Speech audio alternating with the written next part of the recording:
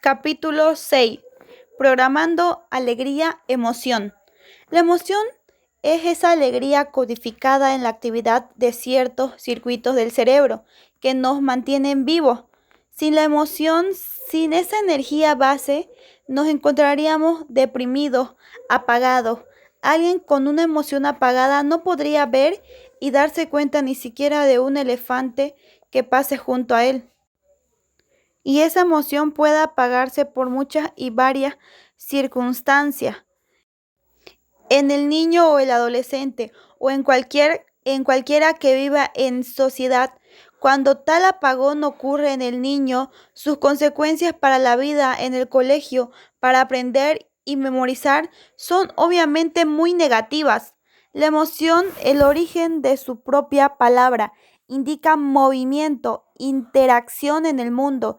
Es esa una conducta que influye todos los cambios que se produce en el que el cuerpo disparados por un amplio rango de estímulos que viene de todo cuando rodea al individuo, o que también puede producirse desde la evacuación de la memoria de tales estímulos, y que indican recompensas, placer o castigo, dolor, emoción.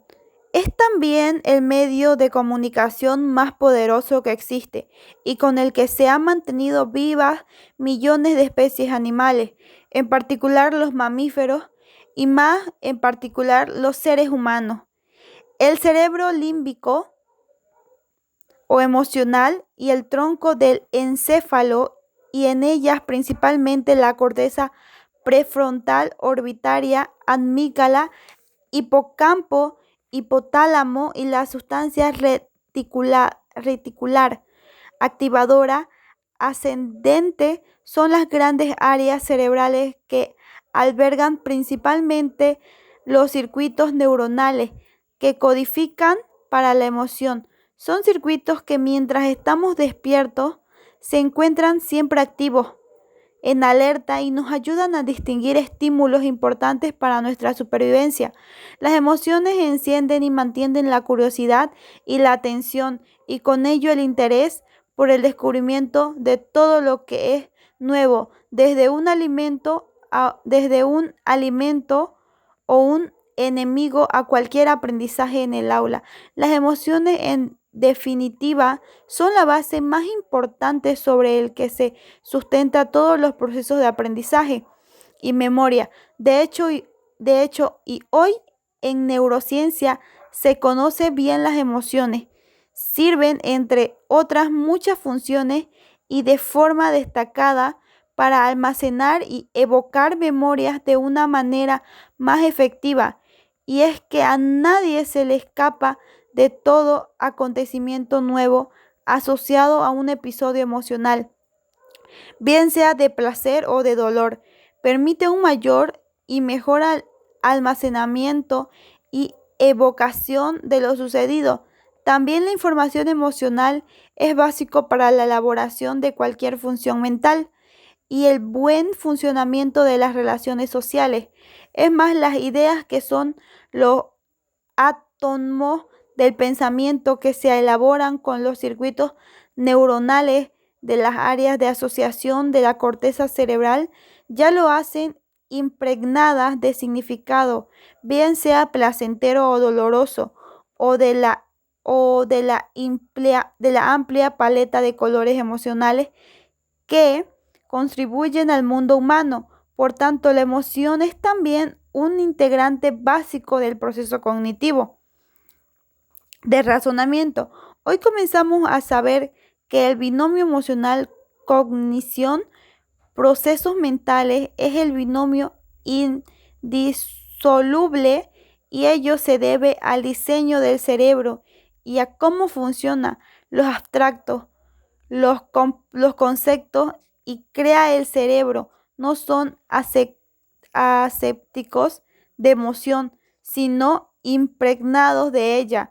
Esto ya nos debe alertar acerca de la importancia de la emoción, tanto para el que aprende como para el que enseña. El que instruye debe ser consciente de que el mecanismo esencial, emoción, como vehículo de sus palabras, si quieren que éstas alcancen al que aprende un modo sólido y convincente, y estas hay que saberlo bien. Máxima hoy en nuestra cultura, en los colegios, incluso a los niños pequeños se les enseña conceptos cognitivamente complejos de modo ascéntico, desconexionados tantas veces que significa emocional, y esto es un error, pues nada se puede llegar a conocer más que ello que se ama, aquello que nos dice algo. Por eso son importantes las palabras y cómo se utilizan las, las palabras. Son el vehículo del conocimiento y este es la enseñanza.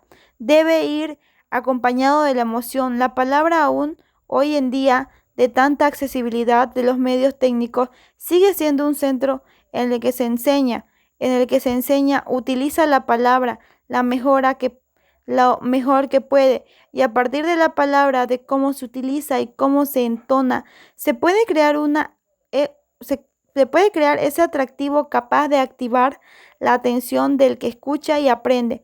Instrumentos luminosos.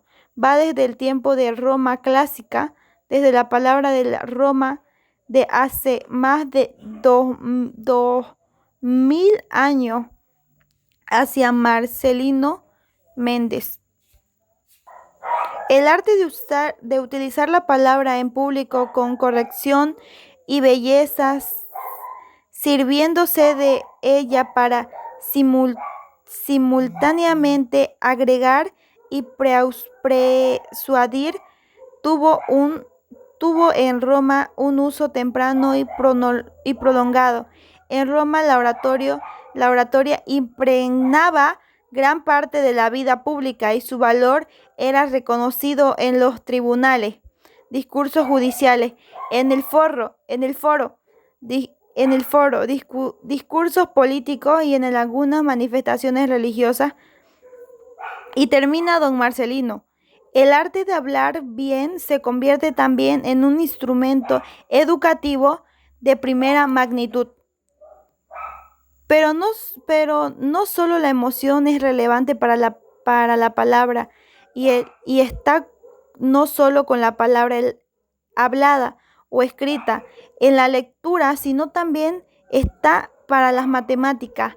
Nada de ello cobra vida y se articula con el razonamiento sin el pegamento emocional. Y junto a esto, en la toma de decisiones, cualquier decisión se basa o tiene un fuerte componente emocional en el estudiante, adolescente o universitario, en particular, y su oficio de aprender las decisiones que se toman cada día, cada hora, cada minuto, y desde elegir qué carrera estudiar en la universidad hasta ese cotidiano de asistir no a clases, un día a estudiar por la tarde y 3 por las clases de la mañana.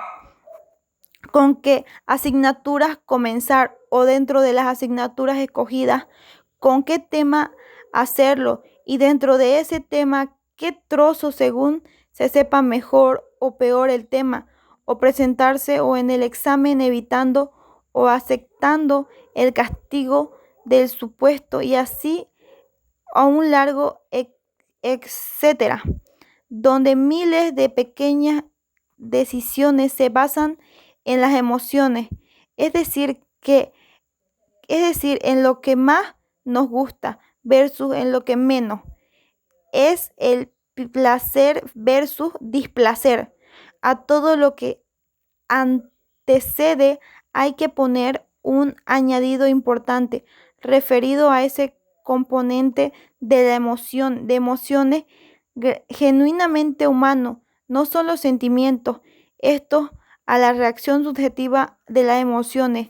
Las emociones son mecanismos inconscientes, los sentimientos son, pero el contrario, la experiencia consiste de la determinada emoción y hasta donde alcanzamos a saber solo ser, al saber, solo el ser humano experimenta sentimientos.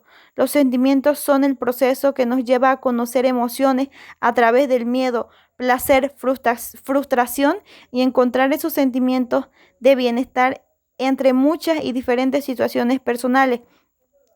El trabajo bien hecho o la hecha de pronto, el aplauso de un maestro a un buen estudiante y a otros muchos sentimientos como aquellos que con el aplauso refuerzan el esfuerzo del estudiante por conocer y mostrar esos nuevos conocimientos a los demás.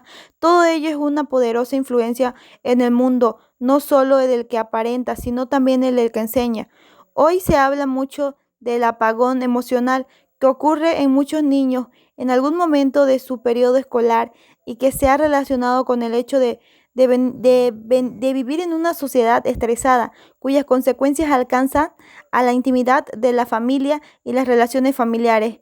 El estrés genera un estado de acciones y reacciones personales de tensión constante. Cuando estos procesos se ponen en marcha de un modo lento, constante e indeciso, al niño se oprime una sensación de agobio mental inconsciente repetido a lo largo de los días, los meses y quizás los años.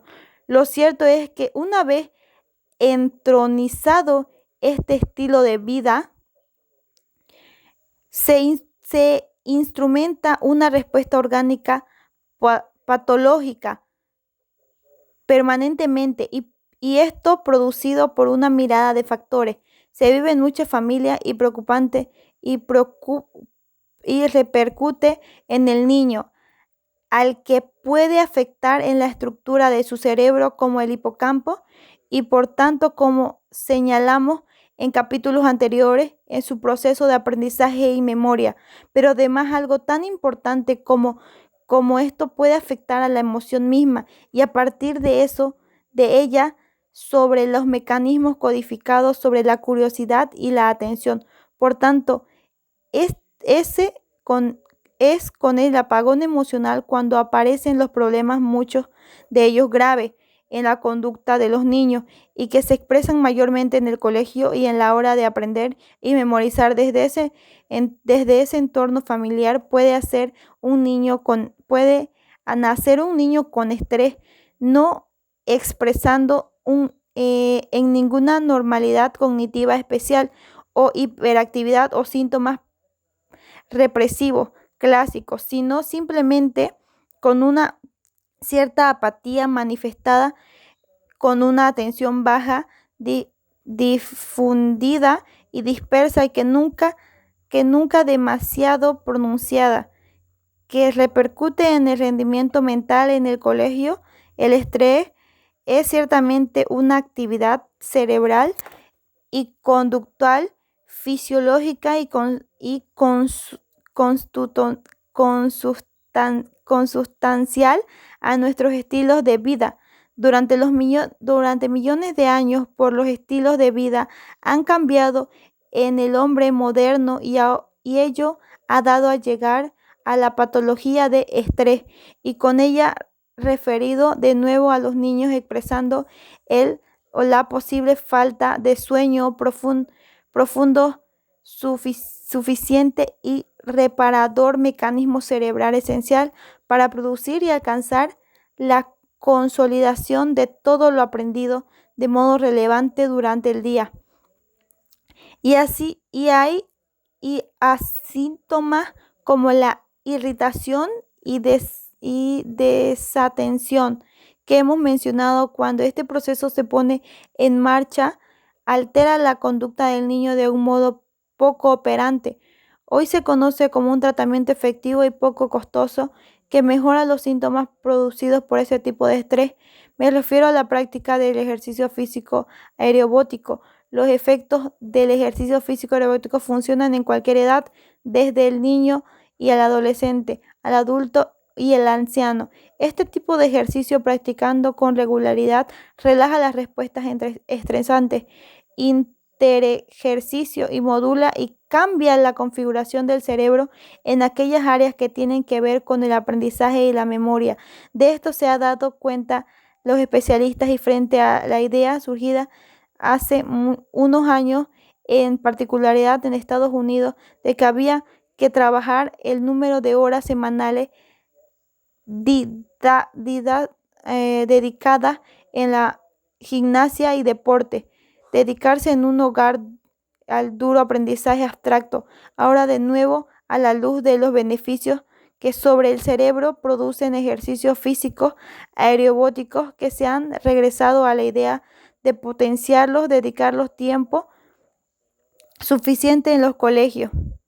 Estudiados recientes lo que han venido poniendo de relevancia uno de ellos, en particularidad resalta muy interesante, fue un estudio realizado en Suecia en el que se comprobó con jóvenes que en el rango de edades comprendidas entre 15 a 19 años, aquellos que practicaban ejercicios físicos continuos y alcanzaron altas pronunciaciones en esta materia. También fueron los que obtuvieron una alta puntuación en el test de que se consideró elementos como inteligencia global y verbal, en lo general comprensión verbal y pensamiento lógico y matemático. Lo interesante es que este estudio fue además que cuando muchos de estos jóvenes fueron evaluados 50 años más tarde, con independencia de que el intervalo de estos años hubiera seguido haciendo ejercicio, aquellos que habían practicado ejercicio físico en su juventud demostraron tener mejores habilidades mentales durante el envejecimiento.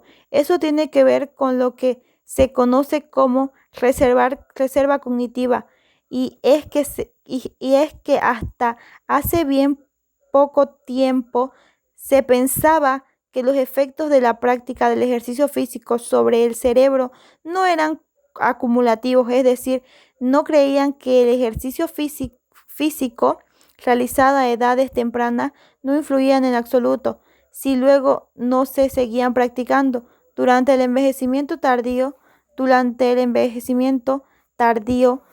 este no parece ser el caso de juzgar por las investigaciones más actuales. En definitiva, todo aquello conduce a la adquisición de conocimientos como la curiosidad, la atención, la memoria o la toma de decisiones. Requiere de esa energía que hemos llamado emoción. Detectar fallo o un apagón emocional puede convertirse en una tarea central en el futuro neuroeducador. Fin del capítulo 6.